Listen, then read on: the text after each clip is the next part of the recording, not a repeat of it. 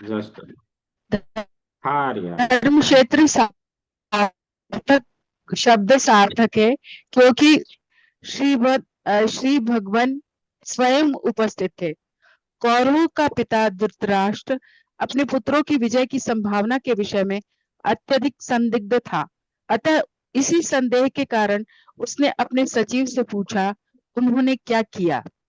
वह आश्वस्त था कि उसके पुत्र तथा उसके छोटे भाई पांडु के पुत्र कुरुक्षेत्र की युद्धभूमि में निर्णयात्मक संग्राम के लिए एकत्र हुए हैं। फिर भी उसकी जिज्ञासा सार्थक है। वह नहीं चाहता था कि भाइयों में कोई समझौता हो। अतः वह और भावी के विषय में आश्वस्त होना चाह रहा था, जिसका उल्लेख वेदों में स्वर्ग के निवासियों के लिए भी वॉइस प्रॉब्लम। नारी साहब बीच बीच में छोड़ भी दे रही है। हाँ, वॉइस प्रॉब्लम। के रूप जिसका में जिसका हुआ है। उल्लेख। अतः हम्म, का प्रॉब्लम है। वॉइस प्रॉब्लम है। उनका वॉइस नेटवर्क। प्रॉब्लम है। नेटवर्क इशू होगा, इसलिए ऐसा हो रहा है। वो उनके यहाँ रहता है अत्यंत थोड़ा सा नेटवर्क। भयभीत था।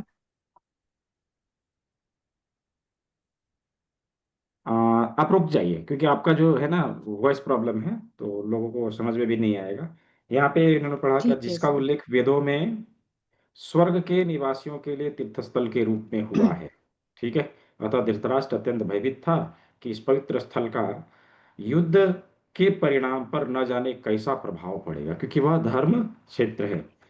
तो धृतराष्ट्र इसके चलते भयभीत था। उसे भली भांति ज्ञात था कि इसका प्रभाव अर्जुन था पांडु के पुत्रों के ऊपर अत्यंत अनुकूल पड़ेगा, क्योंकि वह स्वभाव से ही पुण्यात्मा थे। ऐसा लिखा है। ठीक है। स्वभाव से ही पुण्यात्मा थे।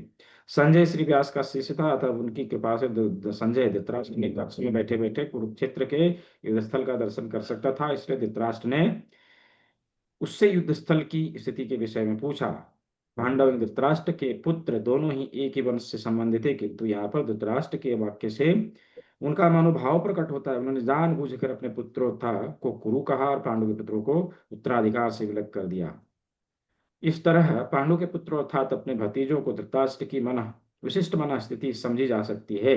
जिस प्रकार धान के खेत से अवांछित पौधों को उखाड़ कर फेंक दिया जाता है, उसी प्रकार कथा के आरंभ से ही ऐसा आशा की जाता है कि धर्म के पिता श्री कृष्ण यहाँ उपस्थित हो, कुरुक्षेत्र रूपी खेत में दुर्योधन आदि धृतराष्ट्र रूपी अवांछित पौधों को समूल नष्ट कर युधिष्ठिर आदि नितांत धार्मिक पुरुषों की स्थापना की जाएगी, जहां धर्म क्षेत्र एवं कुरुक्षेत्र दोनों शब्दों की उनकी ऐतिहासिकता, उनकी वैदिक महत्ता के अतिरिक्त यही सार्थकता है। शिल प्रभुपाद ने एकदम कटाक्ष उदाहरण लिया है। देखिए, अभी यहाँ पर बहुत सारे वर्ड हैं। अभी एक एक वर्ड के ऊपर यदि हम लोग विस्तार पूर्वक चर्चा करते हुए चले, तो मुझे लगता है कि गीता जो है पढ़ते पढ़ते कम से कम जिस गति से हम लोग चल रहे हैं 3 से 4 साल तो लग ही जाएगा। क्या करना है? जल्दी जल्दी निकालना है कि एकदम डीप लेवल में पढ़ना है,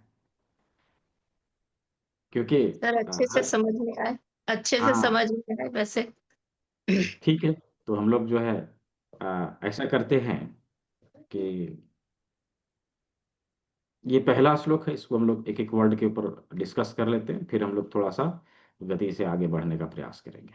ठीक है। धीरे धीरे धीरे, हाँ। Yes sir. तो देखिए, यहाँ पर आया है धृतराष्ट्र उवाच। तो धृतराष्ट्र का जो नाम है, वो नाम ऐसा क्यों है धृतराष्ट्र? धृत राष्ट्र, दो वर्ड है इसमें, धृत और राष्ट्र। धृत मतलब धारण करने वाला, और राष्ट्र मतलब देश, देश। देश।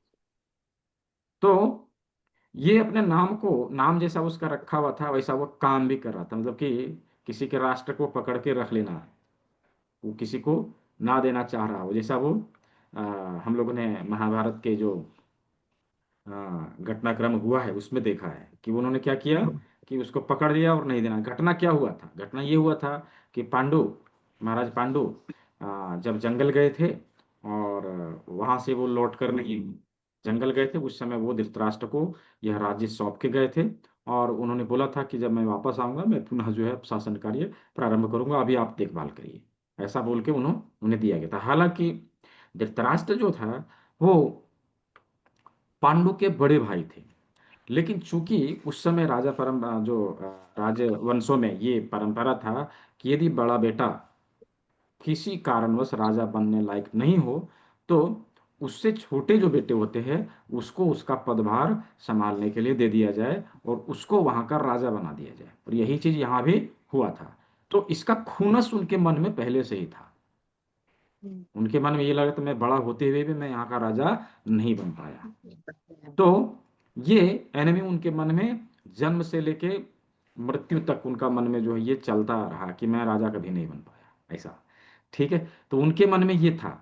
लेकिन जब जंगल गए पांडु महाराज, और जंगल में जब उनको किसी मुनि का शाप लगा कि अब आप कभी बाप नहीं बन सकते, राइट, तो उस समय धृतराष्ट्र बहुत खुश हुआ कि चलो अब वो तो बाप बनेगा नहीं, हम बाप बनेंगे, कम से कम मेरा पुत्र तो यहाँ का राजा बनेगा।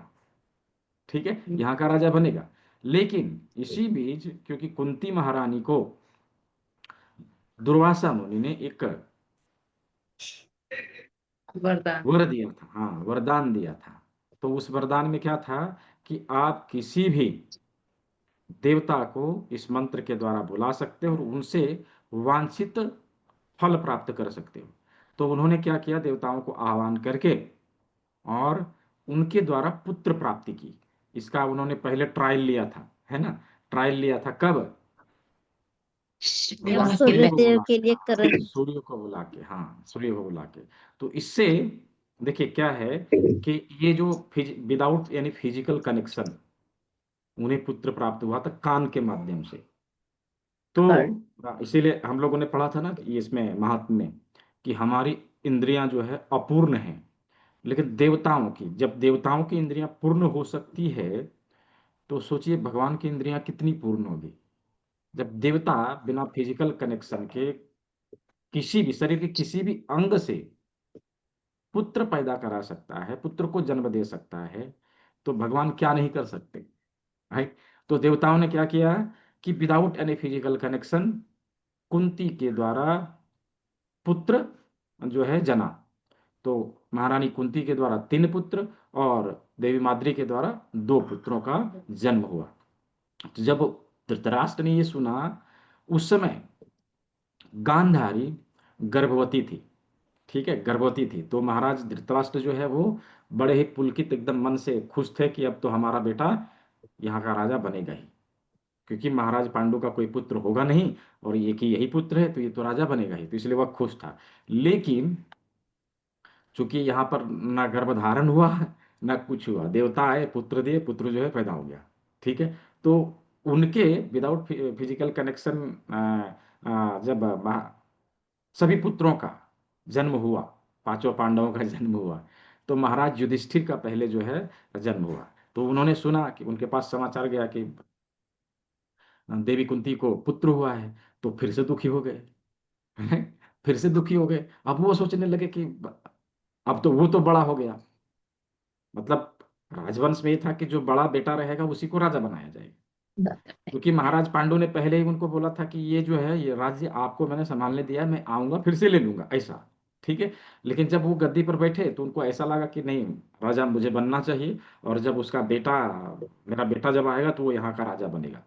ये सोच के मन में जो है बहुत तरह के सपने उन्होंने देखना शुरू कर दिया था। जब उन्होंने ये सुना कि युधिष्ठिर का जन्म हो चुका है, तो वो गुस्से से गांधारी के गर्भ पे उन्होंने वार किया और उसका गर्भपात करा दिया।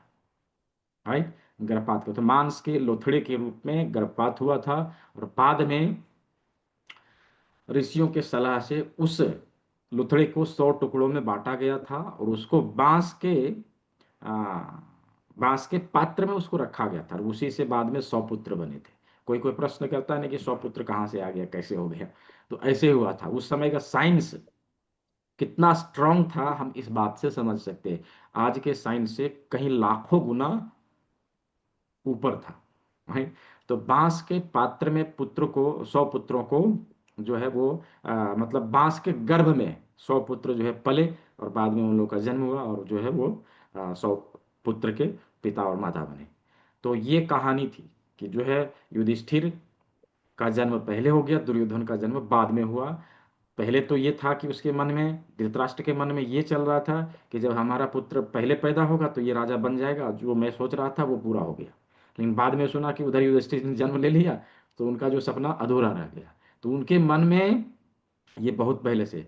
तो इसी तरह से जब ये पांचों पांडव जब जंगल में थे तो बाकी सभी लोगों ने सलाह सलाह दिया, अच्छे उनके जो मंत्रीगण थे उन लोगों ने सलाह दिया कि राजकुमारों का जंगल में रहना ठीक नहीं है, आप सभी अपने राज्य को वापस चलिए।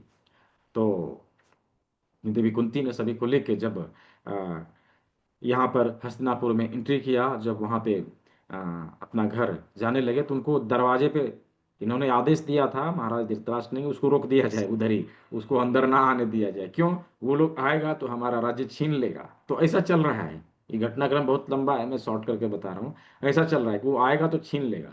बाद में ऋषि मुनियों के कहने से, सभी मंत्रीगणों के कहने से उनको यहाँ जगह दिया गया।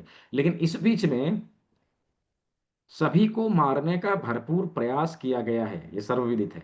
सभी को मारने का भरपूर प्रयास किया गया है, कहीं पर कोई कसर नहीं छोड़ी गई है इन लोगों को मारने का, ऐसा पांचों पांडवों को। तो वही इस श्लोक में धृतराष्ट्र जब बोल रहे हैं, मतलब राष्ट्र को धारण करने वाले धृतराष्ट्र जब बोल रहे हैं धर्म क्षेत्रे कुरुक्षेत्र, देखिए धर्म क्षेत्र क्यों कहा गया उसको, कुरुक्षेत्र क्यों कहा गया उसको?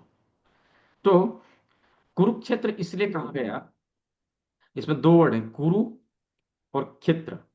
देखिए क्षेत्र यानी खेत, खेत, जिस खेत की रखवाली जो करे वो उसका क्षेत्रज्ञ होता है। जैसे हम लोग क्षेत्र पढ़ते हैं ना, वैसे बंगाली में इसको क्षेत्र, छ को, क्योंकि क और छ का संयुक्त अक्षर है छ, है ना। तो ये क्षेत्र वर्ड होता है, ये मतलब यानी कि खेत। तो उस खेत का एक क्षेत्रज्ञ होता है, यानी कि उसका देखभाल करने वाला। तो चूंकि कुरु महाराज का के राज्य में वह क्षेत्र आता था इसलिए वह कुरुक्षेत्र कहा गया। दूसरा ये भी आता है, ये भी वर्णन आता है कि कभी कुरु महाराज ने वहां पे हल चलाया था।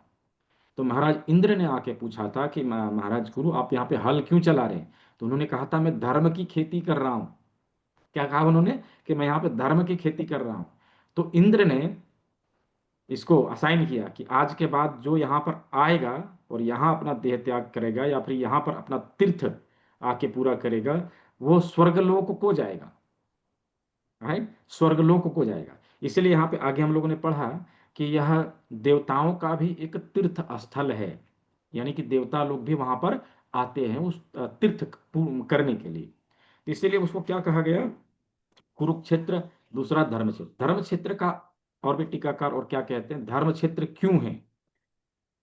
दूसरा वजह यह है कि जहां पर भगवान होते हैं उसके आसपास के एरिया को धर्म क्षेत्र कहा जाता है।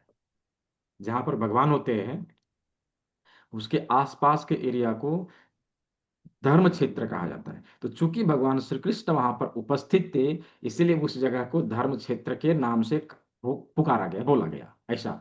ठीक है। दूसरा दूसरा कि धर्म क्षेत्र किसे कहते हैं? धर्म क्षेत्र यानी कि जिस जगह से जिस जगह से धर्म की संस्थापना हो उस जगह को धर्म क्षेत्र कहा जाता है। तो इस तरह से अलग अलग टीकाकारों ने अलग अलग व्याख्या किया है इन शब्दों के ऊपर। ठीक है, इन शब्दों के ऊपर। तो देखिए धर्म क्षेत्र और कुरुक्षेत्र हो गया, समवेता का हम लोगों ने समझ लिया कि जो एकत्र हुए हैं, युद्ध सभा यानी कि युद्ध की इच्छा से युद्ध क्षेत्र में जो एकत्र हुए हैं। अभी यहाँ पे वर्ड आता है मामकाह और पांडवाश्चैव।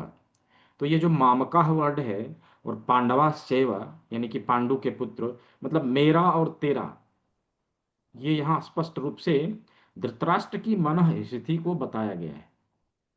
उन्होंने ऐसा क्यों बोला, उनके मन, उनका जो मन स्थिति था वो स्पष्ट रूप से यहाँ दिखाई देता है।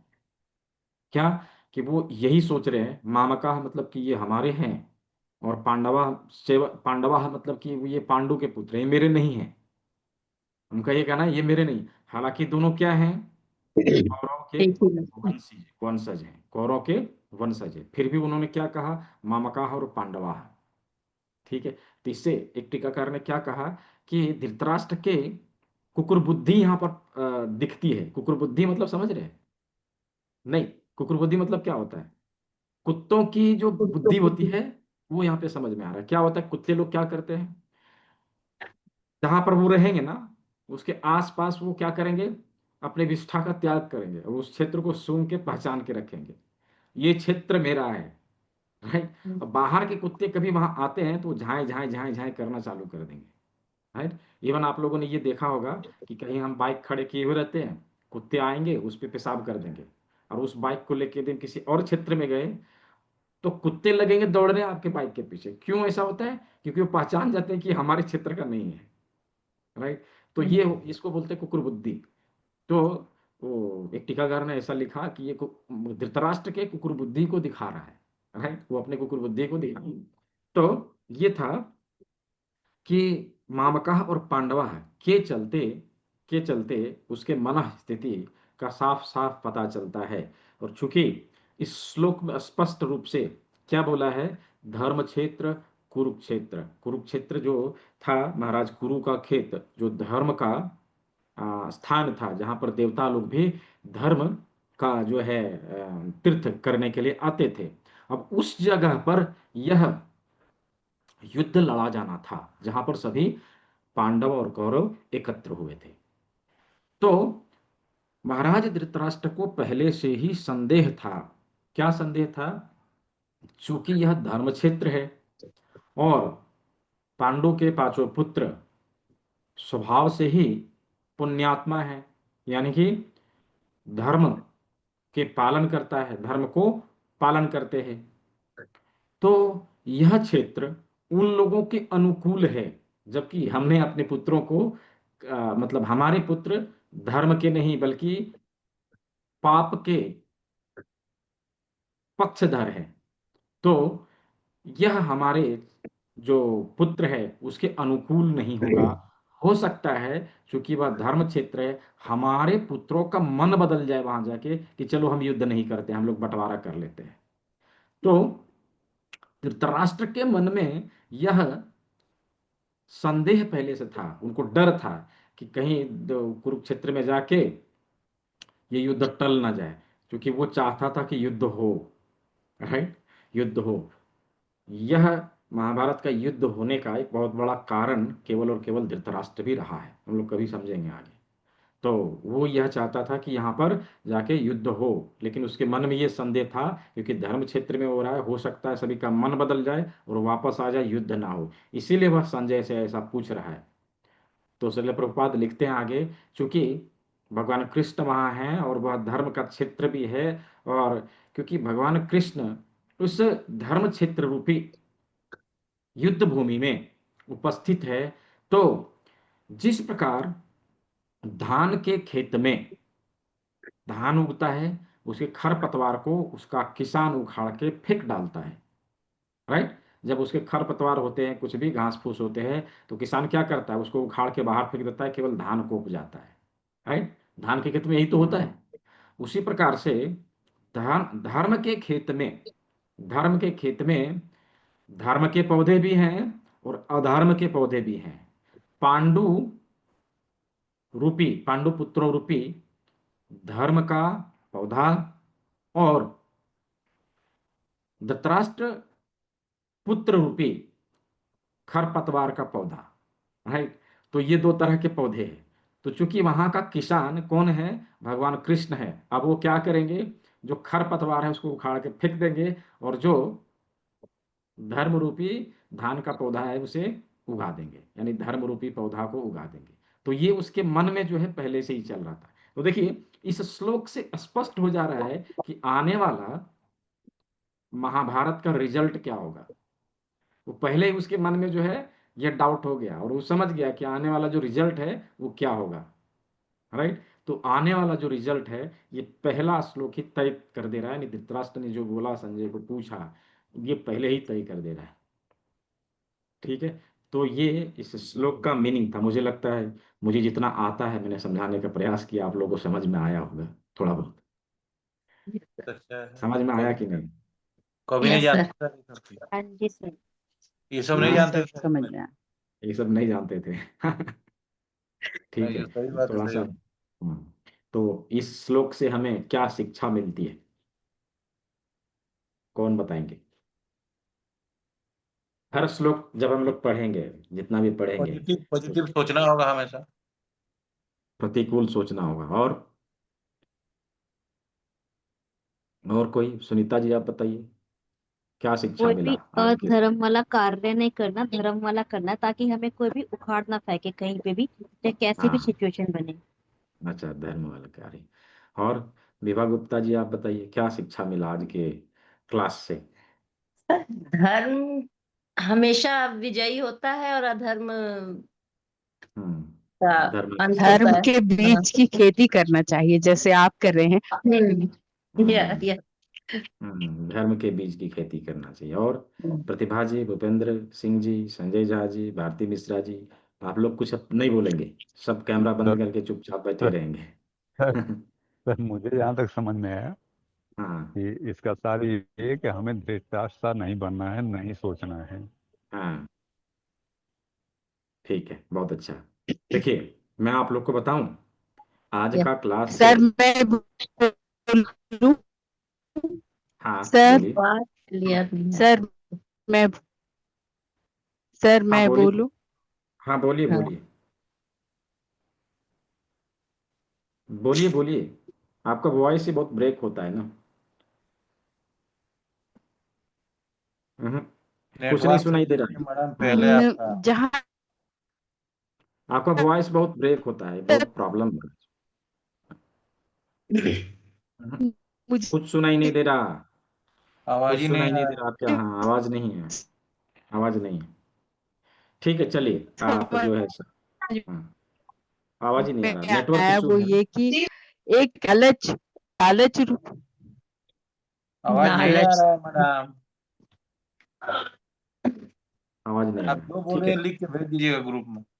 हाँ, देखिए, आज का जो क्लास है ना, उसमें एक चीज पता चलता है। देखिए, आप लोग गौर करिए, क्या है, इसी तरह से हम लोग को कैची बनना है आगे चल के।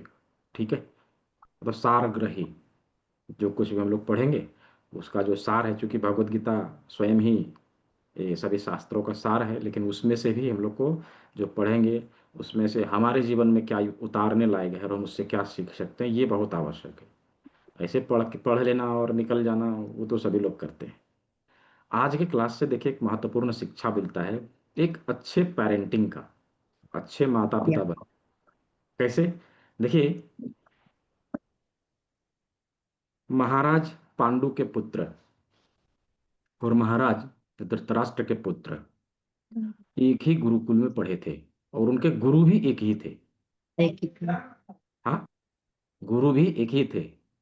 एक ही गुरुकुल में पढ़े थे और गुरु भी एक ही थे। कौन? गुरु द्रोणाचार्य। द्रोणाचार्य, हाँ, बिल्कुल। द्रोणाचार्य ने सभी को पढ़ाया था। लेकिन उसी स्कूल से दो तरह के लोग निकले, डेमिगॉड्स और डीमन, दो तरह के लोग निकले, देवता और राक्षस, धर्मी और अधर्मी। ऐसा क्यों हुआ कि महाराज पांडु ने, महारानी कुंती ने खास करके पेरेंटिंग अच्छा किया, इसीलिए उनके पुत्र धर्मी बन गए। वही महाराज धृतराष्ट्र ने पेरेंटिंग गलत किया, इसलिए उनके पुत्र अधर्मी बन गए। तो पेरेंटिंग कितना महत्वपूर्ण है, ये इससे पता चलता है। धृतराष्ट्र का जो यहाँ मन स्थिति है, उससे हम सभी समझ सकते हैं कि किस प्रकार से वह सोचा करता था। और ऐसा ही पेरेंटिंग उसने हमेशा अपने पुत्रों को दिया। आगे चल के उसका नतीजा क्या हुआ, यह सामने है। यह सामने है कि सभी 100 पुत्रों का जो है अंतिम संस्कार उसे अपने हाथों से करना पड़ गया। तो हम किस स्कूल में बच्चों को पढ़ा रहे हैं, ये महत्वपूर्ण नहीं है। हम घर में उसे क्या सिखा रहे हैं, ये बहुत महत्वपूर्ण है। घर में कैसी शिक्षा दी जा रही है, ये बहुत बहुत महत्वपूर्ण है। और घर का सबसे बड़ा टीचर कौन होता है? घर का सबसे बड़ा टीचर कौन होता है? माँ। माँ। माँ, बच्चे की माँ। बच्चे का पिता उसको उतना नहीं सिखा पाएगा जितना उसकी माँ उसे सिखाएगी। तो इसीलिए सभी माताओं को महारानी कुंती का जो शिक्षा था, महारानी कुंती ने जो शिक्षा दिया है, जो कुछ बोला है, उसे पढ़ना चाहिए, उसे समझना चाहिए। क्योंकि वो एक अच्छी माँ थी, एक अच्छी माँ थी, और वो एक आइडियल मदर है, इसलिए सभी को उनकी शिक्षा पढ़नी चाहिए। महारानी कुंती की शिक्षाएं, टीचिंग्स ऑफ क्वीन कुंती, एक बुक आता है, श्रील प्रभुपाद का लिखा हुआ है, वो आप लोग खरीद सकते हैं और उसको पढ़ सकते हैं। ठीक है, घर में खुद पढ़ें, अपने बेटी बहू को पढ़ाएं, खास करके माताओं के लिए। आगे चल के जब ज़्यादा संख्या में यहाँ जब सभी लोग जुड़ेंगे, तो इसका एक अलग से क्लास दिया जाएगा, टीचिंग्स ऑफ क्वीन कुंती। उन्होंने क्या पढ़ाया अपने पुत्रों को, राइट? तो अवश्य हम लोगों को भी उनको फॉलो करना चाहिए। तो आज के क्लास का ये जो शिक्षा था, उसके बारे में हम लोग डिस्कस कर लिया, आगे भी ऐसा ही किया करेंगे। तो क्या मैं समझा पाया? सभी को अच्छे से समझ में आया? बहुत अच्छे। जो समझ में आया, ठीक है, आज की क्लास में जो भी समझ में आया, कम से कम 8 से 10 लाइन में ग्रुप में लिखना है। लोग देखे और उनको लगे कि मैं, हम लोग तो यहाँ 100 लोग हैं, लेकिन यहाँ कुछ ही लोग लिख रहे हैं।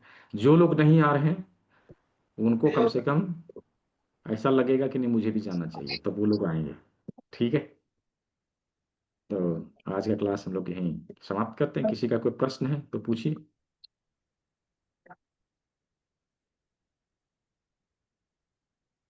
सर, हाँ जैसे आपने शुरू में कहा था कि 3 बूंद ब्रह्मा जी के पास आई और 3 बूंद शिव जी की जटाओं में आई और 3 बूंद ही उन्होंने गंगोत्री में छोड़ी, लेकिन पानी तो बहुत सारा है अभी भी। हाँ, पानी तो बहुत सारा है, लेकिन उनके लिए 3 बूंद ही था, राइट? वो आके यहाँ विस्तृत हो गया। देखिए, जब 3 बूंद कमंडल से निकला, तो ऐसा नहीं कि 3 बूंद निकल गया उनका कमंडल खाली हो गया।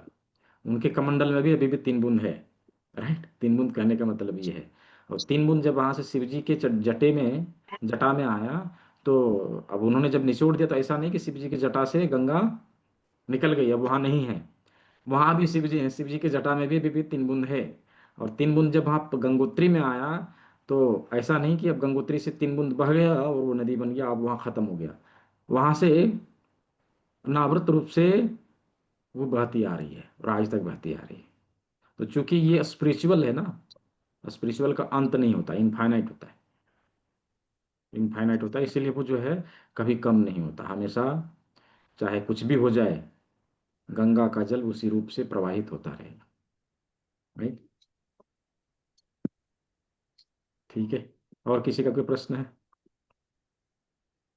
सर जब हम लोग मंगलाचरण करते हैं, हाँ तो जो श्रीमद् भागवत गीता में दिया हुआ है और जो आपने पीडीएफ शेयर किया था, हाँ दोनों में कुछ भिन्नता दिखती है, ऐसा क्यों? हाँ, थोड़ा सा भिन्नता इसलिए कि जैसे उसमें पीडीएफ पीडीएफ में में ज़्यादा, नमो हाँ, विष्णुपादाय। पीडीएफ में अधिक है। जी। तो पीडीएफ में हम लोगों ने कुछ अधिक जी। डाला है, और इसमें गीता में थोड़ा कम है। वो इसलिए है कि गीता जो है श्रील प्रभुपाद लिख रहे हैं, ठीक है? तो जी। लेखक अपने से ऊपर के जितने भी लोग हैं उनको प्रणाम करता है। अब हम लोग क्या है, हम लोग पढ़ने जी। वाले हैं। जी। तो जिन्होंने लिखा है, जिनसे हम लोग सीख रहे जी। हैं, हम सभी को प्रणाम करते हैं। उनको भी। जी। हाँ, तो उनको इसीलिए भी। वो पीडीएफ जी। में जी। थोड़ा सा ठीक ज़्यादा ठीक है। ठीक। ठीक है, आगे चल के धीरे धीरे हम लोग समझेंगे। और ठीक। ये मंगलाचरण थोड़ा लंबा होता है, बहुत लंबा होता है। हम लोग यहाँ शॉर्ट में जितना गीता में लिखा है वो उतना पढ़ रहे हैं। धीरे धीरे जब चीज़ें हम लोग समझ में आने लगेगा, धीरे धीरे हम लोग मंगलाचरण भी थोड़ा सा बड़ा करेंगे। ठीक है, ठीक है। और किसी का कोई प्रश्न?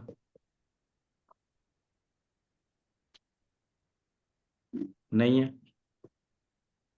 तो ठीक है, फिर मिलेंगे हम लोग अगले रविवार को। शायद अगले रविवार को ना मिल पाए, क्योंकि अगले रविवार को जो है, कितनी तारीख है? 26। हाँ, 26। मैं 26 को ट्रेन में रहूंगा।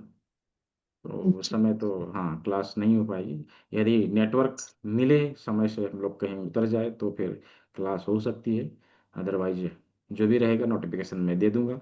लेकिन आशा है अभी आप लोगों ने जितना पढ़ा है उस चीज़ को रिपीट करेंगे और दोबारा से दोहराएंगे, समझने और जानने का प्रयास करेंगे।